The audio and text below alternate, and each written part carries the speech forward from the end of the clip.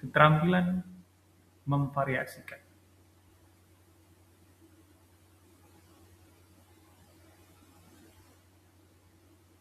Nah, pengertian singkat tentang keterampilan memvariasikan adalah proses perubahan pembelajaran.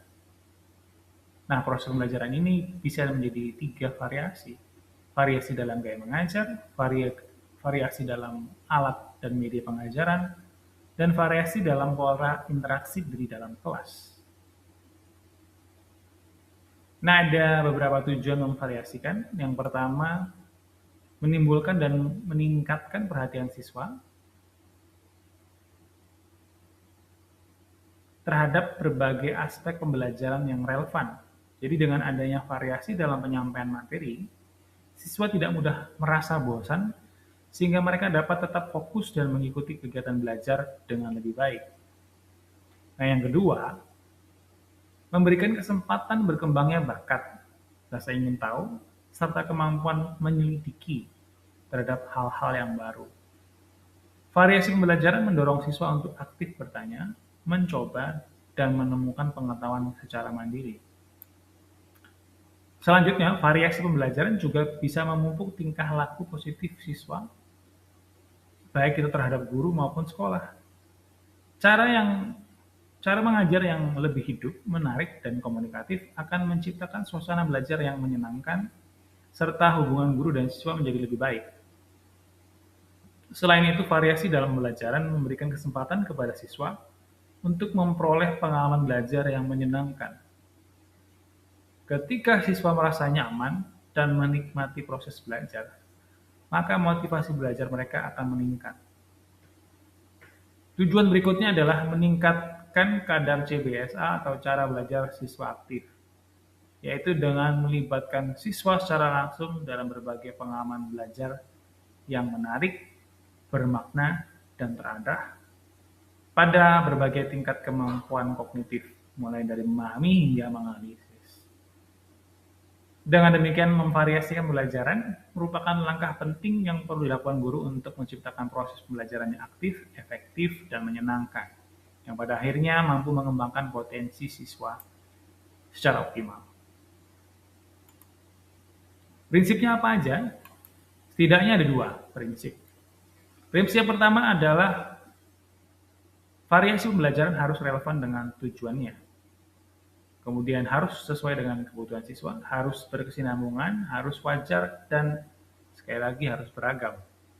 Artinya variasi tidak boleh dilakukan berlebihan, tapi harus sesuai dengan konteks, kondisi kelas, dan materi yang sedang dipelajari.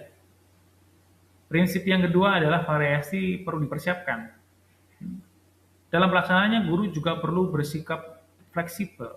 Ya, perlu persiapan tapi juga harus fleksibel apabila diperlukan.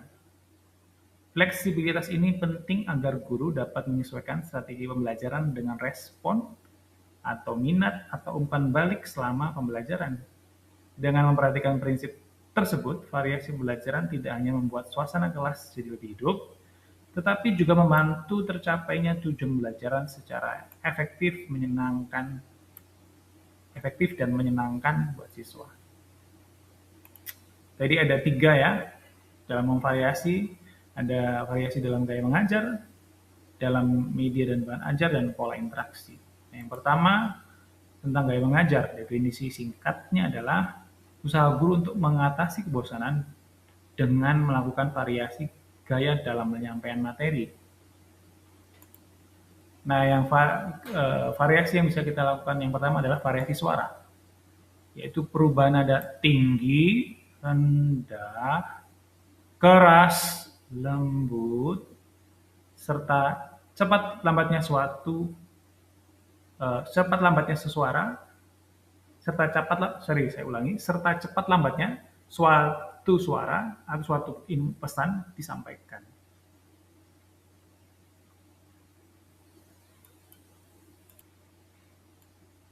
Guru juga dapat menyesuaikan ekspresi suara, misalnya dari suasana yang gembira menjadi lebih serius atau tenang, sesuai dengan isi materi yang sedang dijelaskan. Selain itu, guru dapat memberikan penekanan pada kata-kata tertentu agar bagian yang dianggap lebih penting jadi lebih mudah dipahami dan diingat. Perubahan intonasi dan penekanan ini membantu menjaga perhatian siswa, jadi merasa tidak bosan, dan penggunaan variasi suara yang tepat, penyampaian materi juga menjadi lebih hidup, jelas, dan menarik. Dan juga mampu meningkatkan pemahaman bahkan keterlibatan siswa dalam proses pembelajaran. Nah, kemampuan mengatur variasi suara merupakan salah satu keterampilan yang penting yang perlu dimiliki oleh guru dalam menciptakan kelas yang efektif dan menyenangkan. Kemudian ada pemusatan perhatian. Pemusatan perhatian dilakukan dengan menyampaikan kalimat-kalimat yang mengarahkan fokus siswa, misalnya dengan ungkapan seperti, anak-anak, perhatikan. Atau, ingat, yang terpenting adalah, nah, kalimat-kalimat tadi, potongan kalimat tadi, membantu siswa memahami bagian mana dari materi yang harus diperhatikan dengan lebih serius. Biasanya pemusatan ini juga diikuti dengan gestur tubuh, mimik wajah, atau gerakan tertentu yang mendukung penyampaian pesan tersebut. Perpaduan kata-kata, ekspresi, dan gerakan membuat siswa lebih mudah memahami materi, tetapi tetap terlibat dalam proses pembelajaran. Dengan demikian, pemusatan perhatian menjadi strategi yang penting untuk menjaga konsentrasi siswa serta menciptakan suasana belajar yang efektif. Jadi guru perlu sekali menggunakan teknik ini agar pesan pembelajaran dapat diterima siswa dengan jelas dan bermakna.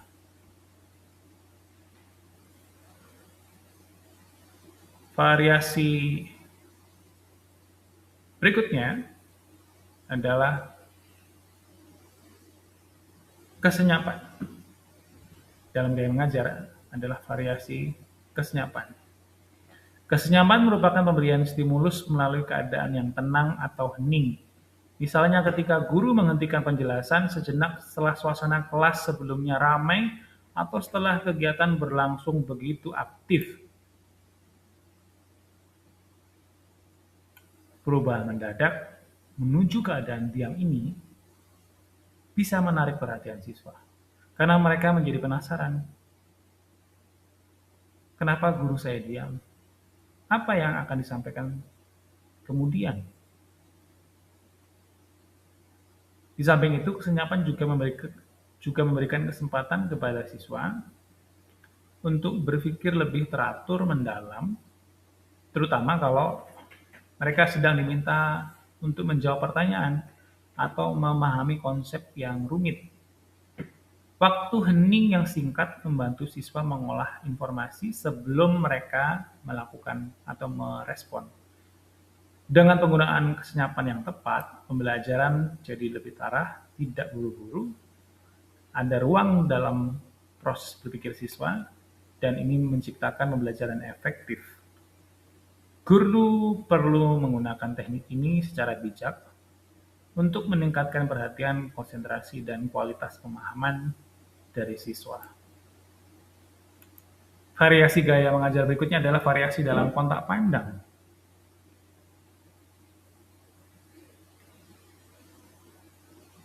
Ketika guru berbicara atau berinteraksi dengan siswa, sebaiknya pandangan mata diarahkan ke seluruh bagian kelas dan baru sesekali menatap mata siswa. Hal ini bertujuan untuk menunjukkan adanya hubungan yang dekat perhatian guru terhadap siswa. Siswa jadi merasa lebih dihargai dan lebih terlibat dalam pembelajaran. Kontak pandang juga dapat digunakan sebagai cara menyampaikan pesan atau informasi tanpa kata-kata. Misalnya melalui tatapan yang tegas, memberikan semangat, atau mengingatkan siswa untuk kembali fokus. Selain itu, melalui kontak pandang guru dapat mengetahui tingkat perhatian dan pemahaman siswa terhadap materi yang sedang dipelajari. Penggunaan kotak pandang yang tepat, suasana kelas menjadi lebih komunikatif, hangat, interaktif, sehingga proses pembelajaran menjadi lebih efektif. Oleh karena itu, kemampuan memanfaatkan kotak pandang juga adalah salah satu keterampilan yang penting yang perlu dimiliki oleh guru untuk menciptakan pembelajaran yang aktif dan bermakna. Gaya mengajar yang terakhir adalah melalui gestur dan mimik. Variasi dalam ekspresi wajah, gerakan kepala, gerakan tubuh kita, tangan misalnya. Gestur dan mimik tidak hanya berfungsi untuk menarik perhatian siswa, tetapi juga menyampaikan makna dari pesan lisan yang sedang diucapkan oleh guru. Melalui ekspresi yang tepat seperti senyum, angguk gitu ya, mengangguk, atau gerakan tangan menunjuk atau mungkin mengepal atau menunjukkan jempol gitu ya, mengacungkan jempol, guru dapat menunjukkan antusiasme, penegasan maupun dorongan. Hal ini membuat suasana belajar jadi lebih hidup, komunikatif, dan mudah dipahami. Jadi penggunaan gestur dan mimik juga membantu siswa menangkap emosi dan maksud pembelajaran secara lebih jelas. Jadi interaksi antar guru jadi lebih efektif. Kemampuan mengelola gestur dan mimik yang tepat dapat menciptakan pembelajaran yang menarik, bermakna, dan menyenangkan bagi siswa.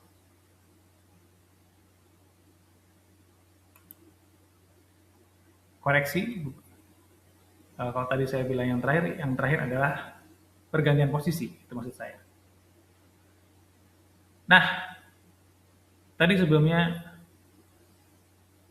tentang gestur dan mimik, dan yang kali ini adalah pergantian posisi. Pergantian posisi ini bertujuan untuk mempertahankan perhatian dan fokus murid selama proses pembelajaran berlangsung. Dengan berpindah tempat, ya, tidak hanya di tengah atau di depan saja, guru tidak hanya berpusat pada satu titik, tetapi dapat menjangkau siswa melalui interaksi dengan berpindah posisi tadi. Namun pergantian posisi juga harus dilakukan secara wajar, tidak berkelebihan. Karena kalau berkelebihan atau berlebihan, maka akan mengganggu konsentrasi murid. Namun kalau tepat, variasi ini ya bisa meningkatkan suasana belajar yang menarik dan berdampak baik. Variasi yang kedua adalah variasi media dan bahan ajar. Definisi singkatnya adalah usaha guru dalam mengatasi kebosanan pembelajaran melalui variasi media. Media pertama adalah media visual. Media visual merupakan media yang hanya dapat diamati melalui mata kita.